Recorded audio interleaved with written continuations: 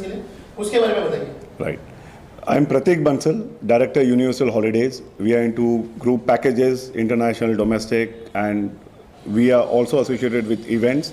With me is Jagruti Nanda, Director Moondrops Entertainment, and she's coming up with a very big pageant with an accomplishment and a cause, which is creating awareness about breast cancer across India.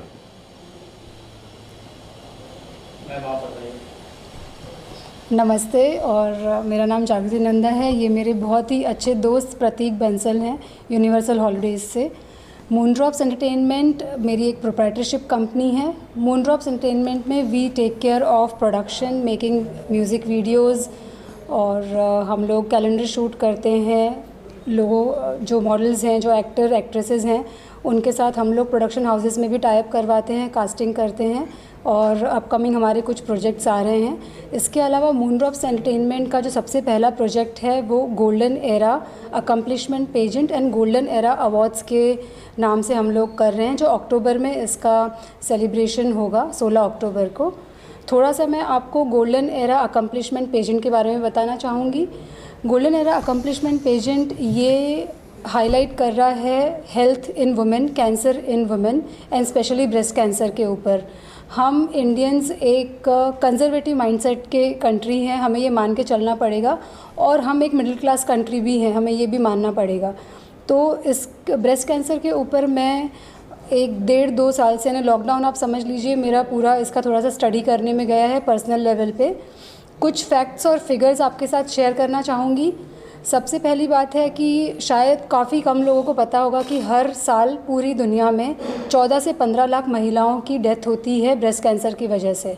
14 से 15 लाख कोई बड़ा number नहीं है पूरी दुनिया का अगर हम कैलकुलेशन करें, पर ये बहुत शॉकिंग है क्योंकि एज ग्रुप है वो 25 से 30 से 45-50 वाला काफ़ी यंग एज ग्रुप है जो लोग, और एक लाइफ भी मैटर करती है, क्योंकि अगर एक फैमिली में से किसी की माँ, बहन या बेटी की अगर डेथ हो जाती है तो फैमिली पूरी बिखर जाती है। तो बहुत सेंसिटिव है टॉपिक।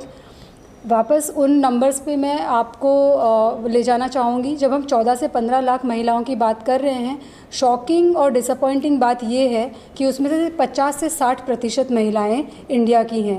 यानी अगर 14 लाख की डेथ हो रही है तो 7 लाख सिर्फ इंडिया में से डेथ हो रही है, तो उन्हें कितनी फैमिली उजड़ रही हैं। अब डेथ क्यों?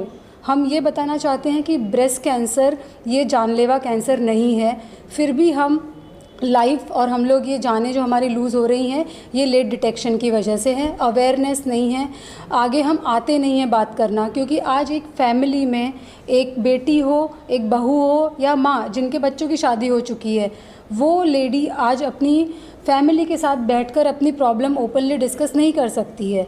हम लोगों को लगता है, शर्म आती है, माँ को लगता है कैसे बोलेंगे हम।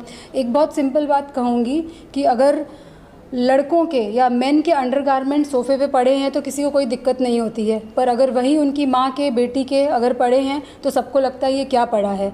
तो ये जो टैबू है, इस टैबू को हम हटाना चाहते हैं कि क्योंकि ये छोटी छोटी बातें हैं रोज़मर्रा की ज़िंदगी की, पर क्या होता है ये चीज़ें आपको स्ट्रेस और मेंटल लेवल ओपन ना होना, अपनी प्रॉब्लम्स के बारे में ना बताना, हम as a lady, as a girl, हम लोग हमेशा बहुत कुछ सोच के चलते हैं कि मैं कैसे बात करूं, और इस तरीके से जब अपनी हेल्थ को निगलेक्ट किया जाता है उस टाइम पर ऐसा होता है कि हम डॉक्टर के पास तभी पहुंचते हैं कि जब हमें इमरजेंसी या ट्रीटमेंट करवानी हो। उसके पहले सैराडोन, क्रोसिन, पेन किलर खाकर काम चला लिया जाता है।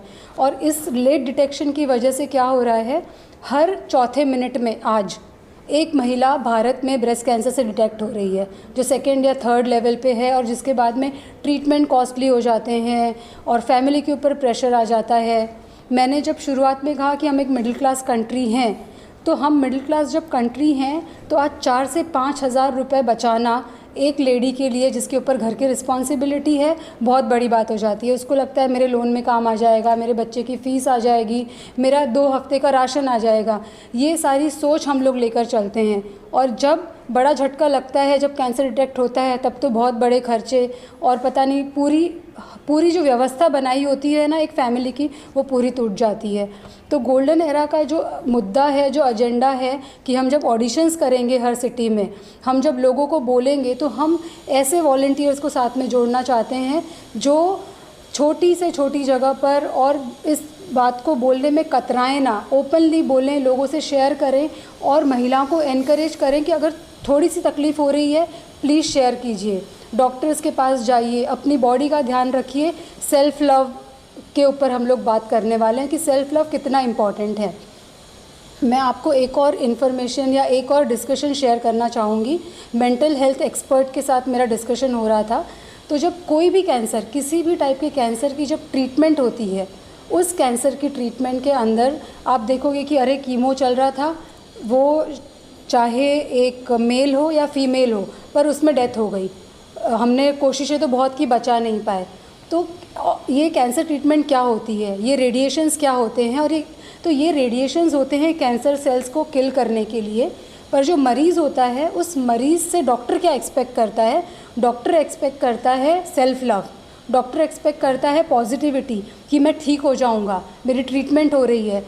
हमें बहुत अच्छी तरीके से ये पता होगा कि जब आप खुश होते हो तब आपकी बॉडी, आपके फेस पे एक अलग तरह का ग्लो आता है और आप वैसी एनर्जी स्प्रेड करते हो। पर जब आप दुखी होते हो तो वही हार्मोन्स आपकी बॉडी में कुछ अलग काम करते हैं। तो जब ये ट्रीटमेंट होती है तो बहुत सारी लाइफ, डॉक्टर का कहना है कि हम सेल्फ़ लव ना हो पेशेंट में, गिव अप कर देते हैं, इसीलिए वो ट्रीटमेंट कंप्लीट नहीं हो जाती हैं और आधे बीच में मरीज़ अपना रास्ता, यानी उसका जर्नी वहीं ख़त्म हो जाती है। तो सेल्फ़ लव, वो एक मेल हो, वो एक फ़ीमेल हो, बच्चा हो, हर किसी के लिए बहुत बहुत बहुत इम्पॉर्टेंट है। और इसका इम्पॉर्टेंस जानकर इसको रोज़ प्रैक्टिस करना बहुत इम्पॉर्टेंट है। तो ऐसे मोटिवेट करने के लिए इस पेजेंट में हमने कैंसर सर्वाइवर्स को भी इनवाइट किया है ताकि वो अपनी स्टोरी सुनाएं, रैंप पे वॉक करें। और एक छोटी सी लाइन बोलना चाहूँगी मैं कि ब्रेस्ट कैंसर, अगर आप इसको थोड़ा सा स्टडी करें तो ब्रेस्ट कैंसर सिर्फ महिलाओं में नहीं होता है, 8 से 10% मेन में भी होने की चांसेस हैं। मैं रीज़न बताऊंगी कि ब्रेस्ट एक हमेशा महिलाओं के साथ ये वर्ड जोड़ा हुआ है, जबकि हमें ये समझना चाहिए, हम लोग जो मनुष्य जाति या मैनकाइंड हम बोलते हैं, मैनकाइंड हम लोग मैमल्स हैं, हमें मेमोरी ग्लैंड्स होते हैं। मेमोरी ग्लैंड का मतलब होता है जो अपने बच्चों को, यंग वंस को दूध पिला सकते हैं, वो मेमोरी ग्लैंड्स होते हैं। और इनके बच्चे पैदा होते हैं, मैमल्स अंडे नहीं देते। तो हम ह्यूमन बींग्स, मेल और फीमेल, हम सारे मैमल्स हैं, मेमोरी ग्लैंड सब में होते हैं। और ये जो ब्रेस्ट, जो आपका ग्लैंड है, ये इसका कैंसर है। दूसरी बात ये कि महिलाओं के लिए स्पेशली, जो यहाँ पे ये सामाजिक मुद्दा है, सेंसिटिव है, शायद हम कम बात करें, ये मेरा ओपिनियन या स्टडी है कि बहुत सारे रिलेशनशिप ब्रेक हो रहे हैं। कुछ महिलाएं हैं जो कैंसर डिटेक्ट होती हैं तो उन्हें लगता है कि हमारा वुमेनहुड ख़त्म हो जाएगा, अगर हमें सर्जरी करवानी पड़ी, अगर हमें अपने ब्रेस्ट निकालने पड़े तो शायद हमारी रिलेशनशिप ख़त्म हो जाएगी, हमारा वुमेनहुड ख़त्म हो जाएगा। तो ये भी हमें खुद को पूछने के लिए एक ज़रूरी है।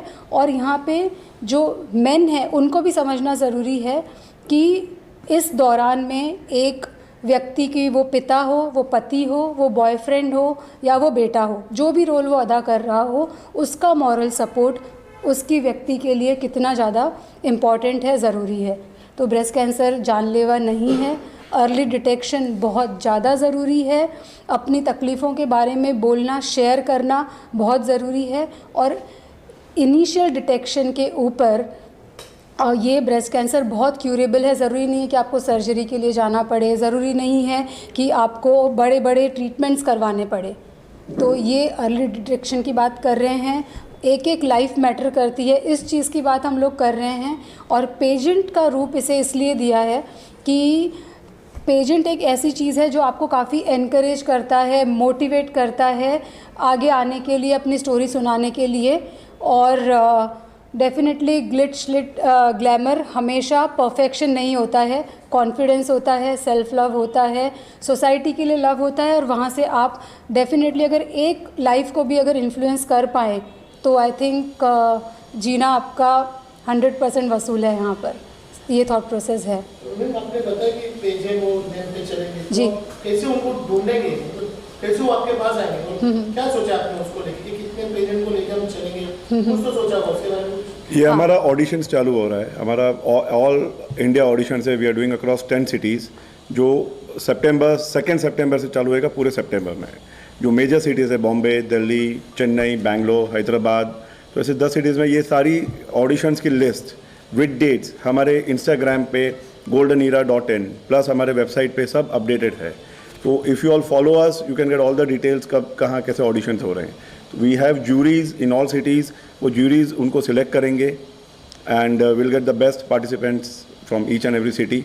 30 finalists will be coming to Bombay और ये फाइनल्स हो रहा है हमारा 16 अक्टूबर को नोवोटेल जुहू पे। Okay, we have Urvashi Rautela with us who would be as our chief guest and she will be giving the awards to the winners.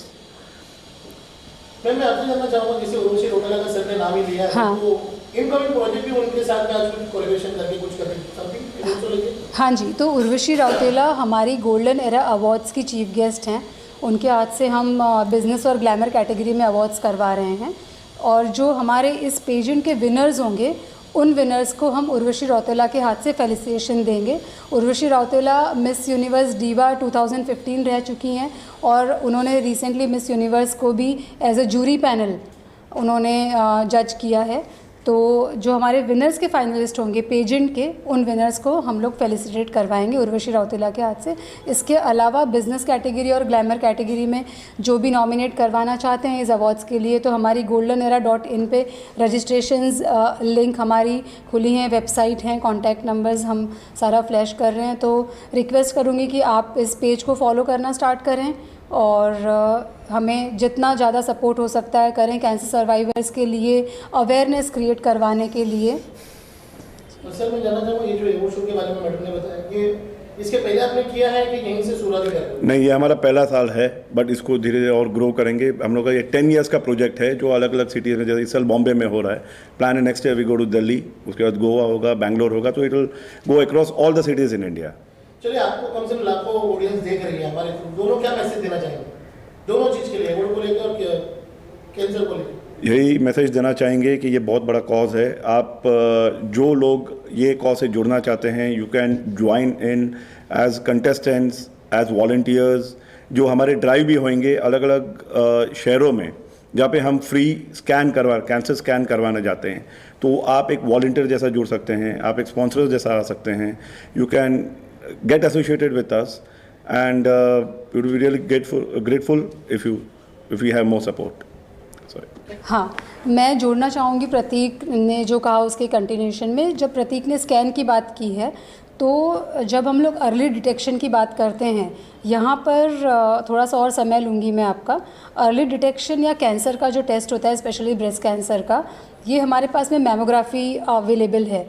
तो mammography एक बहुत पेनफुल प्रोसीजर है जिसमें रेडिएशंस होते हैं और इस रेडिएशंस के साइड इफ़ेक्ट भी होते हैं।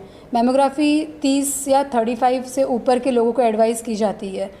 यहाँ पर जब हम स्कैनिंग की बात कर रहे हैं, जो हमारे ऑलरेडी कैंप्स चल रहे हैं, गोवा में चल रहा है, गवर्नमेंट गोवा के साथ में स्टेट बैंक ऑफ इंडिया का CSR प्रोजेक्ट है और युवराज सिंह का UV कैन उसे सपोर्ट कर रहा है। इसी तरीके से हम केरला में करवा चुके हैं और महाराष्ट्र में भी हमने पुणे वगैरह में ये कैंप करवाए हैं, जहाँ पे हम painless procedure, radiation free procedure से हमारा जो मशीन है वो डिटेक्ट करता है। इसका स्कैनिंग टाइम सिर्फ 2 मिनट है और इसका रिपोर्ट है वो डॉक्टर हैं। हमारे ये कैंप भी साइमल्टेनियसली चल रहे हैं और शुरू हो रहे हैं। अगला कैंप हमारा टेंटेटिवली 27 अगस्त को अहमदनगर, जो पोपटराव पवार जी हैं हिरवे बाज़ार में, उनके गांव में, जो वर्ल्ड ये आइडियल टाउनशिप का जिन्हें खिताब मिला और पोपटराव पवार जी को अभी पद्म भूषण मिला है, तो 27 अगस्त का हम टेंटेटिव वहाँ पे कैंप अंडर प्रिविलेज लोगों के लिए हम लोग लगाने का फ्री में कर रहे हैं। हाँ, फ्री में कर उनके रहे लिए हैं। फ्री है। तो इस तरीके से हमारा जो सोशल वर्क है, साथ में अवेयरनेस का गांव में जाकर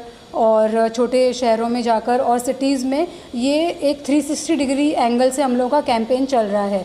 जैसे कि 10 साल का प्रोजेक्ट कहा, तो ये सिर्फ हमेशा बॉम्बे में नहीं, हम हर सिटी में इसका जो ग्रैंड फिनाले है वो रोटेट करना चाहते हैं ताकि ये कैंपेन चलता रहे। और अवार्ड्स की जब बात करूंगी मैं, तो बहुत सारे स्टार्टअप्स हैं, हम भी स्टार्टअप हैं और हमारा ये थॉट प्रोसेस है कि आप अकेले जितना दौड़ोगे और जो मैराथन का मज़ा है लंबी दौड़ में अगर आपको चलना है तो मैराथन में आपको चलना पड़ेगा और आप अकेले नहीं चल सकते हो। आप अकेले दौड़ कर आओगे और घर पर आकर बैठ जाओगे। पर मैराथन में जब आप दौड़ते हो, जब लोगों के साथ दौड़ते हो और लोगों को साथ लेकर काफ़िला बनाकर चलते हो, तब वो जो मज़ा है वो आपको एनर्जी देती है, थकान कभी नहीं देता है। तो इसी तरीके से हम कोलैबोरेशंस की, वॉलंटियर्स हों, इन्फ्लुएंसर्स हों, ऑन्कोलॉजिस्ट हों, मेडिकल फील्ड से, फिटनेस से, मेंटल हेल्थ एक्सपर्ट, हर किसी को हम इनवाइट करते हैं कि हम साथ में काफ़िला बनाते हैं और आगे चलते हैं, ताकि ये मिशन और ये जो सोच हम लेकर चल रहे हैं वो सोच को हम बहुत आगे तक ले जाएं और इसका एक काफ़ी इम्पैक्टफुल रिज़ल्ट आए। Over of period of time हम एक एरिया से लेकर हम अपने देश को ब्रेस्ट कैंसर से जितनी डेथ्स हम लोग कम कर सकते हैं अपने एफर्ट से, वो एजेंडा लेकर हम लोग चलें। ये ठीक है। मैं आपको मिलवाना चाहूँगी दीप्ति जोशी से, जो कॉन्फिडेंस एंड ग्रूमिंग एक्सपर्ट है। सेल्फ लव के बारे में हमारे जो कंटेस्टेंट हैं उनके साथ सेशंस लेंगी और उनके साथ डिस्कशन करेंगी। इसके अलावा she is coordinating with our Mumbai and the event जो हमारा पूरा हो रहा है, तो उसका भी कोऑर्डिनेशन दीप्ति जोशी कर रही है। शिल्पा है वेस्टर्न स्टूडियो जहाँ पे हम बैठे हुए हैं अभी, तो शिल्पा हमें काफ़ी सपोर्ट कर रही हैं एज ए वेन्यू पार्टनर।